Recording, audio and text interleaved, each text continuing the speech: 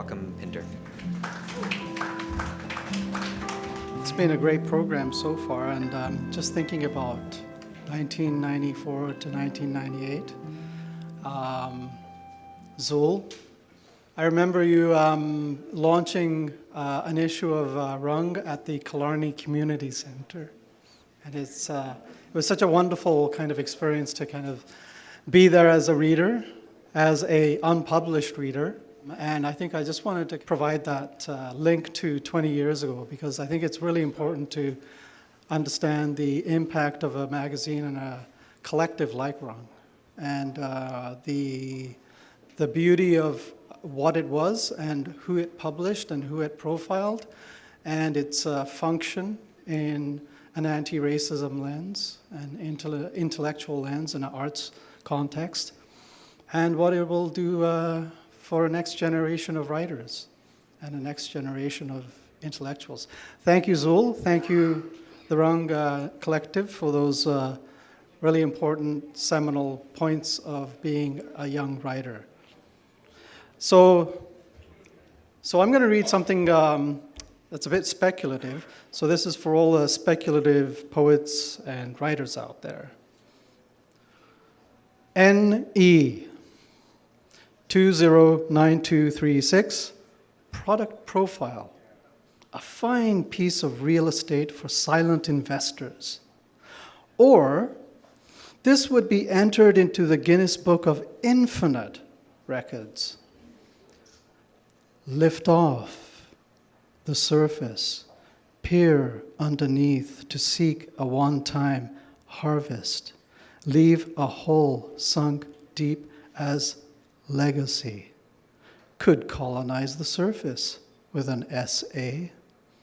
Erect a great walled city, an intricate, elaborate, movable mode of efficiency, covering each livable moment and lived surface smile, with a terrible beauty, an ornamental cell, sustained, ready for incarceration, and before this, each livable and lived mile, pathways imagined, coated with asphalt, concrete, cement, heavy with intent, as dense as old growth from Haida Gwaii. Civic splendor, an interconnected slab of dominance, will burden the ground at this center of a benign smile. Another SA will deliver a party justice, feed an election, source out new income from time elsewhere, house the house of e-transfers, and keep a worthy and high-value transfer list. Beyond the horizon, beyond the 9 spheres, beyond the line of sight, beyond the light of sound, beyond the observable moment, in a farther place where distance is silence, where no one might look for the deeds that will be done.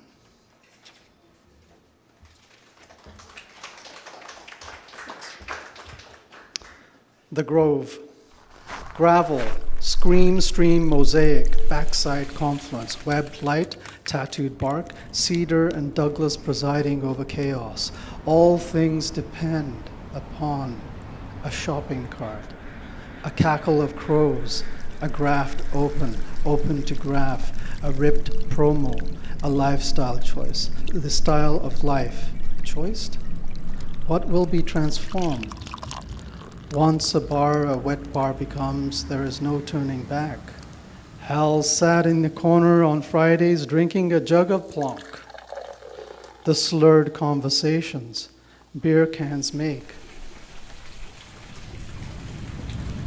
Prince Raj surveys from the bench, an emptied bud, tossed by the casual hand. Okay, so the next one I'm going to read is very circa 1960s, 1970s, and 80s. It's about living in Vancouver, living in East Vancouver, A lot of my relatives who were Punjabis were living there and working in the mills. And it was the kind of house that everybody knew where all the working class immigrants lived. And that was the Vancouver Special. This is a poem from Dream Arteries, my last book. And I've used a Punjabi word, itthe, which is a word for here.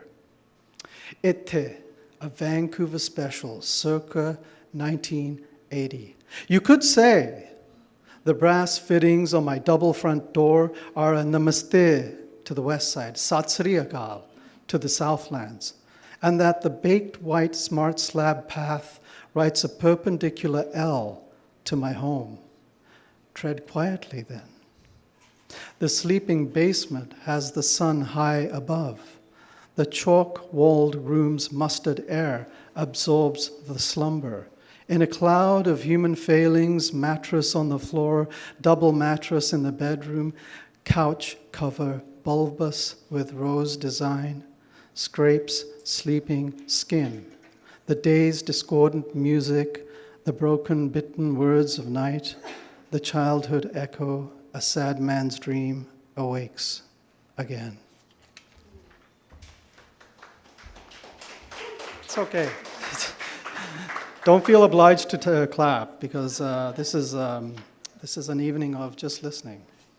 So I wrote Dream Arteries. I just have to say this, back to Rung. There was a point in 1993, 94, where I wrote a fictional letter that was to the passengers of the Komagata Maru.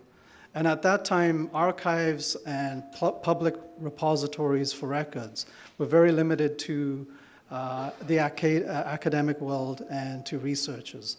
So I had to rely on my teacher, mentor over there, Sadhu Binning, to provide me with some very obscurely published books from India, so I could link in the thread or the alternative story that was outside of the official record.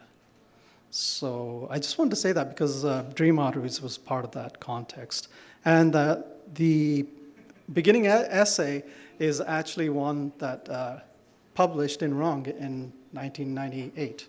The redness of things, 6 hands with scarlet fingers, dusk. Shape shifts turning crimson at night, a martyr chooses the dark path to the gallows, sanguinary and precise.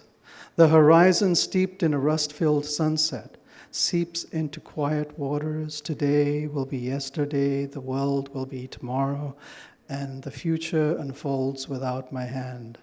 The hull now dusted with an orange swath of pocked skin. Scab flakes trail in the cliffed ridges of the after wave. So I'm just going to read maybe one more. So this is again about the Punjabi community in North America, and it's in honor of the victims of the Wisconsin Gurdwara that took place, and it's really focused on hate, and we see too much of that too, both today and these days. Wisconsin Temple Poem, Temple the Prayer.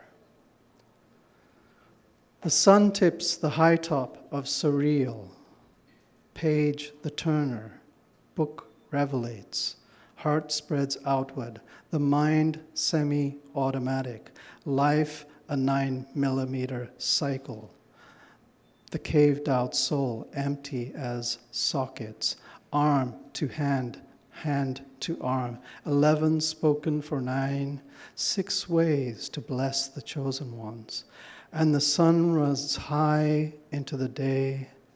You are always constant in each and every heart and in all things. Some give, some beg. This your wondrous play. You are the one who walks beside you. Thank you.